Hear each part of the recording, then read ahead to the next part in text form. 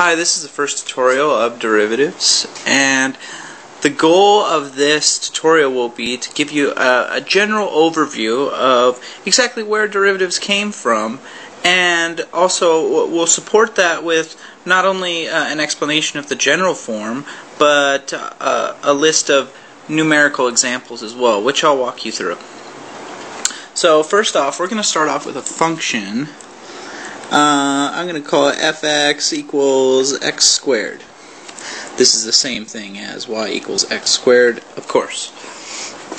Now, when I graph this, you have to make sure you pick some good points for where the graph will intersect, just like back in algebra. And then you just connect them as artistically as possible. You can tell I'm not the best at art.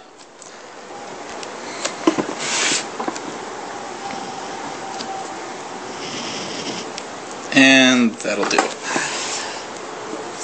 So we're just going to pick an arbitrary point. I'll pick an easy one. This bigger point, A. And what we're going to attempt to do is find the derivative at A. So first we have to label each of these points. Point A will be, I'm going to keep it in general form, A, comma, f of A.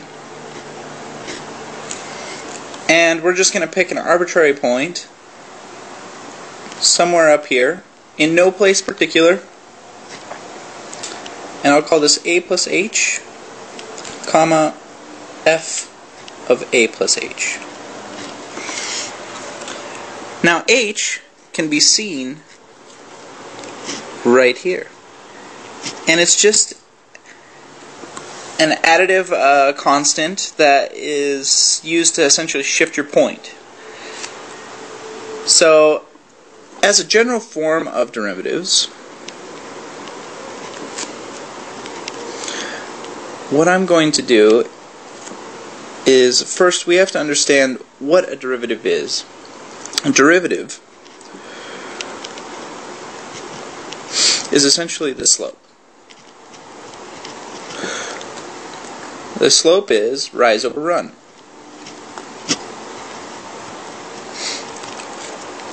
Which is delta y over delta x. Which for our purposes, in our general form, will be f of A plus H minus f of A all over H. Now, you can see right now that this function, if you were to make this go as H goes to 0,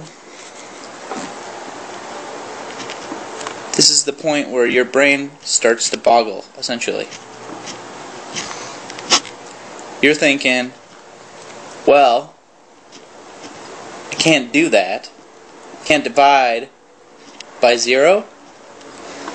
Doesn't make sense. But the whole purpose of having a 0 on the bottom, or H going to 0, is not that it equals 0, but it's really close to it. So think of it as you're so close that it turns into just a single point. That the difference between the 2 points is negligible. And I'm just going to walk you through a couple of numerical examples, and you'll be able to graphically see why, as you get closer, the line becomes closer and closer to what we call in mathematics a tangent. So first, let's start with a numerical.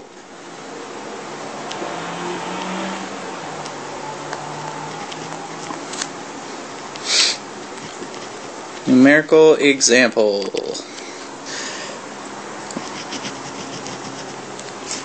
Okay, so first off, in this function up here,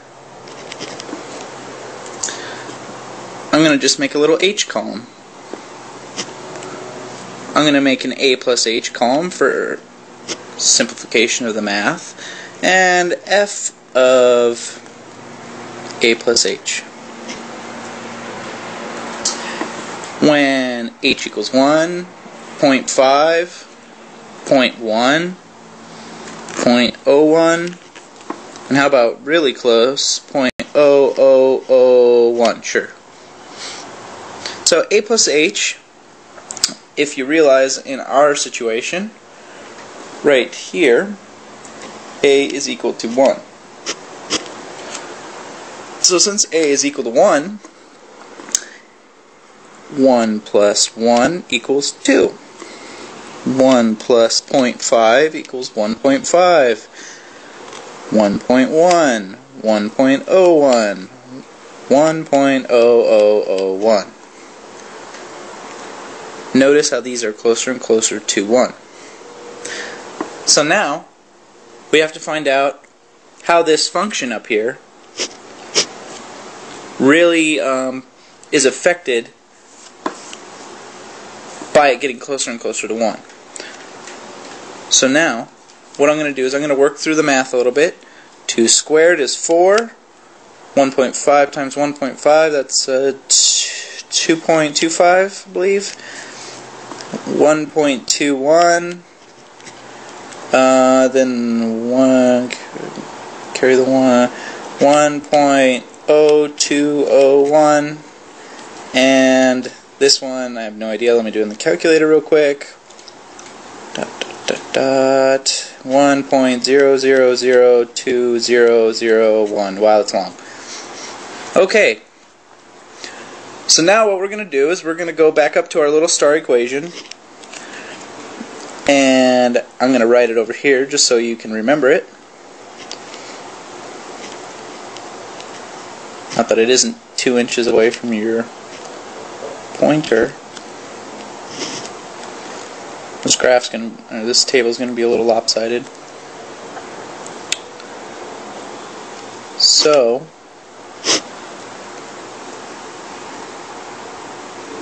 just shift one down here, like this, so you can understand.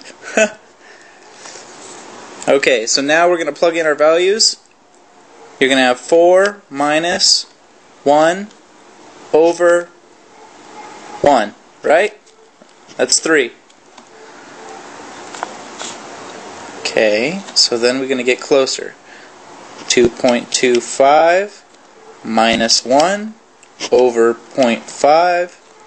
That equals 2.5. 1.21 minus 1 over 0.1. That equals 2.1. Notice we're getting closer to 2. 1.0201 minus 1 divided by 0.01 equals 2.01.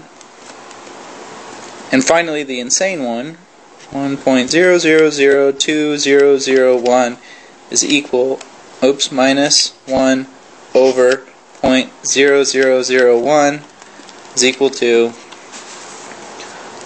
2.0001. I believe that's correct. So what we gain from this is that as h goes to 0, we find that the derivative of the function at 1 is equal to 2. So, just to recap, h goes to 0 at f1. Then we have f prime of 1 equals, what do you say? 2. And that's your solution. Now this seems really tedious, but don't fret. There's a much easier way to do this. This is just a numerical way of explaining it. And you'll see all the other easier ways to do this in the next tutorial.